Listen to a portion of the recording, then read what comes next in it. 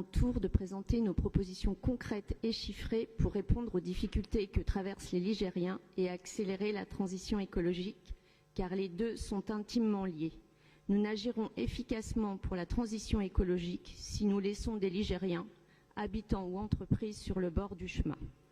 C'est le sens de notre amendement pour modifier le titre 2 du rapport. Et c'est bien aussi le sens du Pass Rénov' que nous vous proposons de mettre en œuvre et qui permettra d'avancer les frais pour la rénovation énergétique des foyers qui en ont besoin. La rénovation énergétique massive des logements est un enjeu majeur, tant économique qu'écologique. Cela a d'ailleurs été souligné par le GIEC. Face au constat de la division par deux des dossiers à REP suite au changement de règlement de février 2022 et dans un contexte d'inflation, nous vous demandons d'engager une évaluation du dispositif pour l'améliorer et l'adapter aux besoins réels.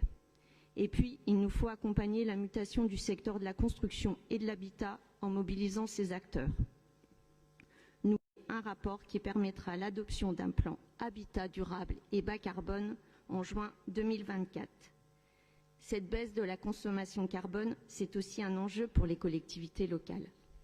La région doit les accompagner et les soutenir avec des objectifs clairs. C'est pourquoi nous vous proposons de fixer comme objectif de consommer 2 fois moins de CO2 dans le cadre des nouveaux contrats de territoire par rapport aux précédents.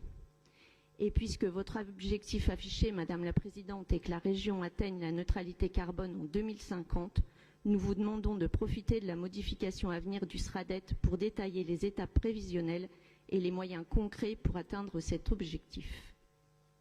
Donc si je résume, soutenir les habitants et les entreprises, accompagner la massification de la rénovation énergétique des logements, accompagner la mutation du secteur de la construction et les collectivités pour diminuer les empreintes carbone, se donner les moyens d'évaluer, d'adapter, de prévoir avec des objectifs clairs et mesurables, c'est le sens de nos amendements.